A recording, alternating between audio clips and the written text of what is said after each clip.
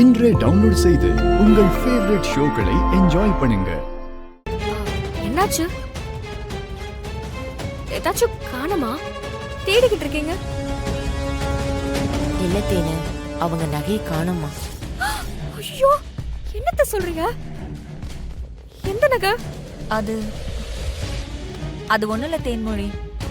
ரூம்ல கல்லு வச்ச ஆரம் காட்டினல்ல.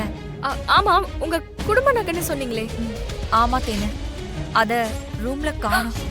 ஐயோ, எப்படி? தெரியல, நான் ரூம்ல போய் பார்த்தா இல்ல. எங்கயாவது மாத்தி வச்சிருக்க போறியா? அதான் காணுங்கிறாங்கல்ல, யாரோ எடுத்திருக்காங்க. ரூம்குள்ள வந்து யார் இப்படி பண்ணது? அது தெரிஞ்ச நாங்க எங்க தேடிட்டு இருக்க போறோம்?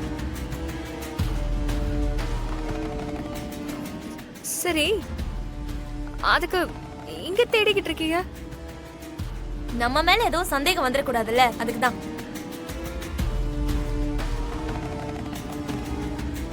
தப்பா எடுத்துக்காத தேன்மொழி, நான் வேண்டான்னு தான் சொன்னேன். அம்மாதான். ஆமா, எல்லா இடத்துலயும் தேடுறது நல்லது தானே. நீ பாருமா. இது யாருது தேவி? அது என்னோடதுதான் பாட்டி. அப்ப வேணாம். இல்ல, யார் பையா இருந்தானே தேடி செக் பண்ணி பாத்துருங்க.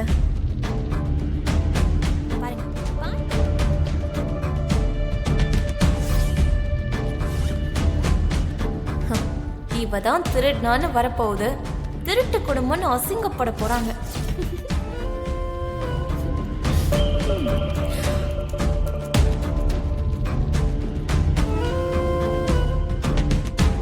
அந்த புடவையில செக் பண்ணுங்களேன்.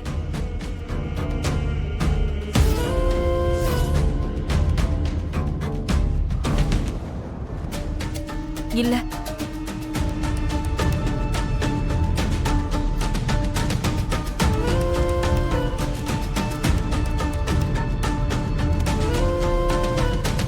என்ன இது இல்லைங்கிறாங்க? இதுல தானே வச்சோம். இல்ல. எங்க போய்? என்ன ஜீவா? மாப்பிள்ள ரூம் பக்கத்துல போயிட்டு இருந்தேன். அப்போ அப்படியே போற வழியில இது கீழே கிடந்துச்சு. இது தங்கமா இல்ல கவரிங்காமா? இங்க கூட. ஐயா, இது தங்க நகையா? இதத்தான் காணோன்னு தேடிட்டு இருக்கோம். அப்படியா? நகை இப்படி அஜாக்கிரதையா வைப்பாங்க? பத்திரமாக்கி சொல்லுமா. சரியா, சொல்றேன். இந்தம்மா, இந்த நகையான பாரு.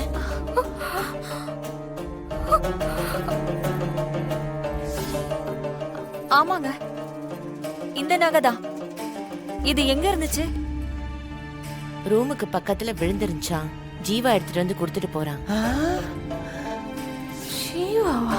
அப்படியா? வெளியில எப்படி போயிருக்கோம்? தெரியலையே, ஒருவேளை கீழே விழுந்து காலில் பட்டு எங்கேயாவது தள்ளி கிள்ளி விட்டுருக்குமோ?